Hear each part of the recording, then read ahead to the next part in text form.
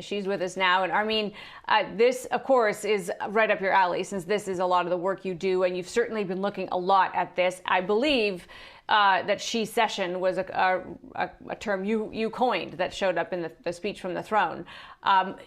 Just frame the issue for me. We know that women and minorities, that are two groups that were disproportionately hit in this COVID-19 pandemic. What do we need to be thinking about when it comes to restarting the economy? Great question. So we know that this recession is unlike any previous recession. It, in fact, reverses everything that happens in a normal recession, which usually kicks out men first out of jobs that are, relatively speaking, high paying and in the goods producing industry, in construction, in manufacturing, in mining.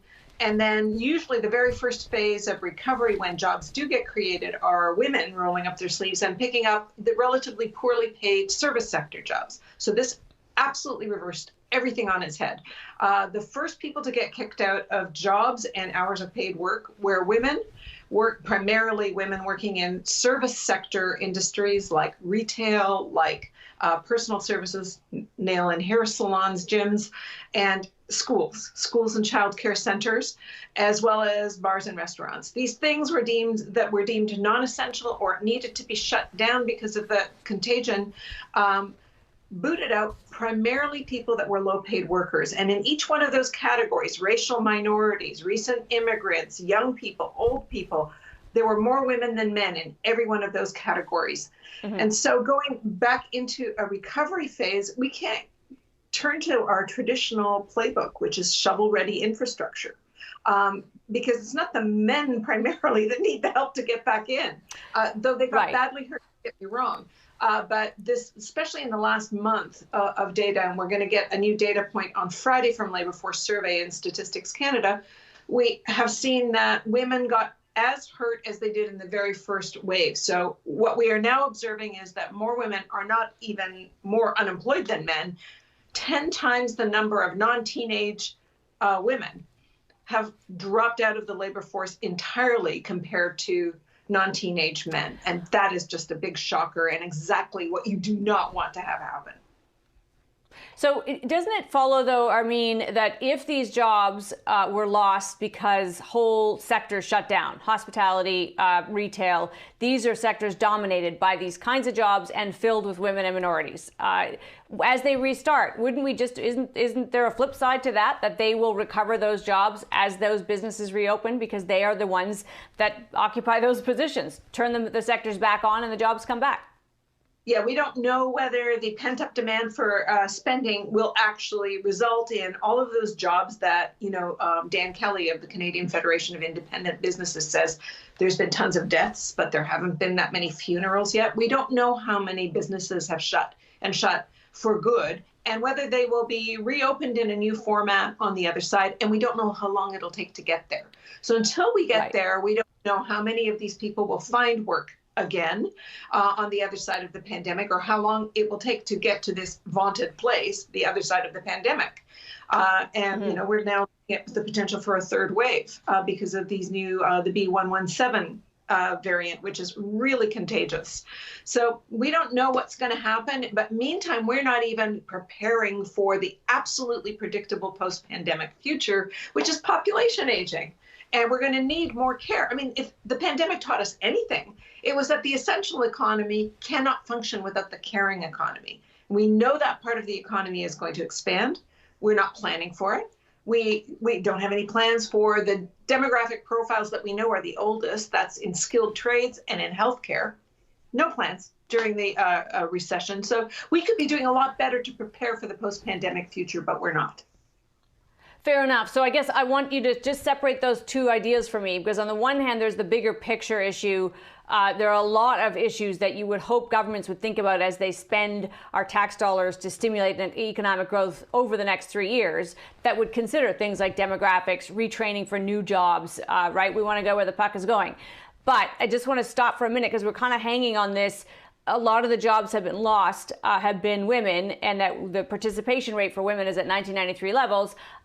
Do we need to worry about that? I would say once we get everything up and running again, and we do know, to your point, a restaurant may not reopen, but another one will probably open in its place. That's sort of the history of entrepreneurship.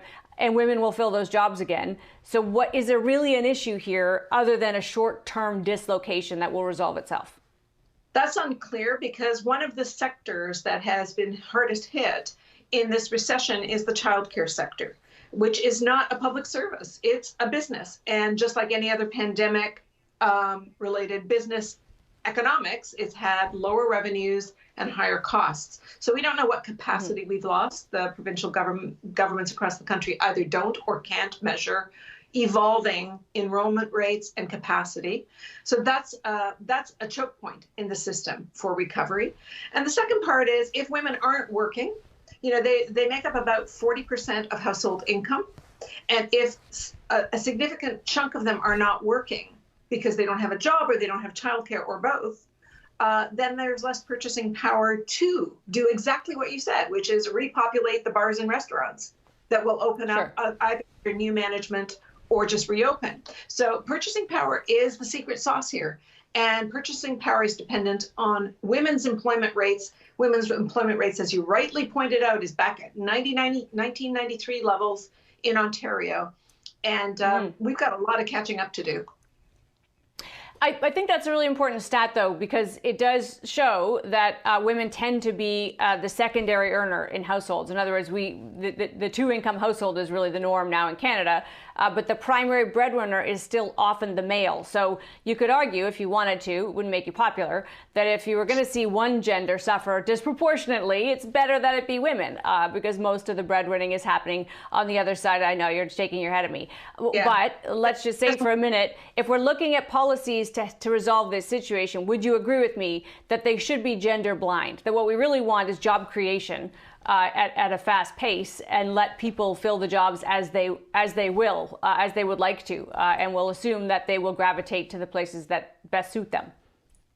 A really interesting question, and I haven't thought about it that way. I'm not sure gender blind. I'm not sure you should be doing gender blind or gender focused, but I can tell you that our playbook for every other recession has been shovel-ready infrastructure, and that will not do this time. So the question is, should we have gender-specific playbook? And I would say we know that early learning and childcare is the secret sauce to short-term and long-term maximization of potential, economic potential. And again, we're not doing anything about it, but we could be training right now our early childhood educators and putting them in place and expanding that system, because only 27% of our kids have access to regulated care, which is, compared to the OECD average, which includes poor countries, in the OECD, 70% of kids have it. So we've got a bit of a gap to close here if we want to maximize the potential of kids so that they're learning ready when they go into school and learning supported as they go through school. And that will pay off down the road too, not just now. So again, is that gender specific? I don't know, but it sure is forward looking as to where, you're heading to where the puck's going. We know we've got a gap that we can fill, so why aren't we filling it? It sounds as though there is a willingness on the part of this government to create or try to create some kind of national childcare situation. It is provincially mandated, so they can't do much other than earmark dollars. But it changes the tone a little bit. Are you optimistic that that happens? Because that benefits families. We can take gender out of the equation and say anybody with children benefits from a kind of a childcare support system.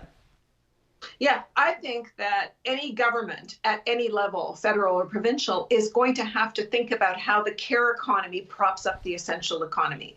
And that if we are underprepared for meeting with the aging out of the nursing and doctor population, and how we are treating our personal care workers and our early childhood educators, it's like every part of the caring economy is going to expand, because we need to take care of people that are too old, too young, and too sick to work. And we've got tons of exits from these professions, as well as skilled trades. We've got plenty we could be training people for that are both gender specific and non-gender specific, but we're not doing any of it. So that strikes me as like a kind of crazy recovery response plan. Which obviously that's partly what you and this task force will do. I mean, we've got seconds here, but can we hope that this task force will actually feed into a budget whenever we get one? Do you have a very short timeline, in other words? I don't know that this task force will substantively change what's already on the books for this coming budget. But I do know that they're probably looking for comms help, whatever it was they were doing. You know, a lot of us were being consulted anyway before